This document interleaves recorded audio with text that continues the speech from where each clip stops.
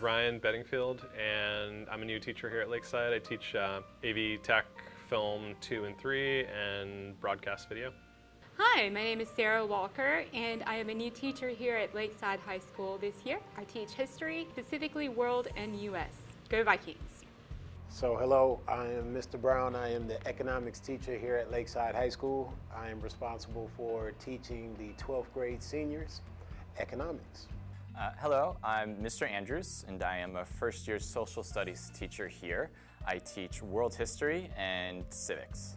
I had a very, very good AP English teacher when I was in my senior year in high school, who quite literally saved my life by guiding me through the college application process. And I wanted to be a teacher because Mrs. Williams changed my life, and I wanted to bring that opportunity to other people and give back.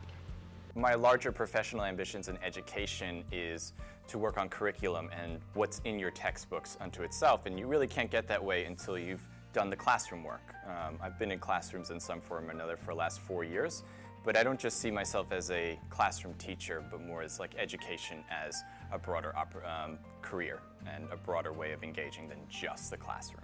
What inspired me to become a teacher is my mother, Mr. Schmale, who taught world history, 9th and 10th grade, Mr. Jones, who was a history aficionado, he taught civics, a gentleman by the name of Joseph Doolin, who was the founder of Roberto Clemente Alternative School in Ann Arbor, Michigan.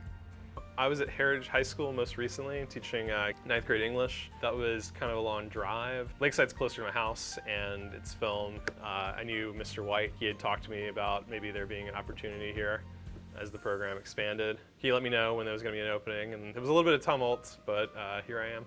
So I was a substitute last year for the district, and I was pretty much at Druid Hills and Stone Mountain most of the year. I am starting graduate school this January. So I'm going to get my master's in social studies. I have to work in social studies somewhere. And Lakeside was actually the only school that had a social studies position open that fit the credential I had. I was at Atlanta Public Schools, and I ended up at Lakeside because I moved to the area, me and my family. I did my homework a little bit and thought this would be a good, diverse community to work in, and that it was just a great school. My teaching philosophy is that I'm here to educate a whole person. Every child who comes through my classroom can learn and is deserving of the opportunity to learn. And so I teach all of my class levels the exact same way. But I try to make it fun, and I try to make it exciting, and I try to give my students as much opportunity as possible to be successful. I'm a big fan, as I'm sure many other teachers are, of reading works like Christopher Emdin, and if we want to really go further back, Paulo Freire, and those are like the big names in pedagogy. But treat each kid with an unrelenting dignity. I said the other day to some students, this is your classroom too. And one of them said, no teacher's ever said that to me before, which is wild, because that's really the way it should be. To create critical thinkers by not assuming that I have all the answers and it's just lecture, it's classroom involvement, it's buy-in. So I'm very interactive, and it's all about thinking, rephrasing, and analyzing. I have my own company that I do film stuff through. We've had some cool jobs over the years. I did a video for Trees Atlanta recently. I did a Star Trek convention. I did some videos for a now defunct football league that seemed like a bad idea to begin with. For those that don't, I'm a father of 2 little girls. I won 2 state championships, fortunate to be on the staff for back-to-back state championships in the state of Michigan football. I was a running backs coach, and I did a study abroad program in Paris, France. I have probably at this point around 40 different pairs of cat ears that I do wear every single day, because life is too short not to express yourself and be happy with who you are. And I think that that's one of the most important things that I could teach anybody ever, inside a classroom or outside a classroom. Be proud of who you are.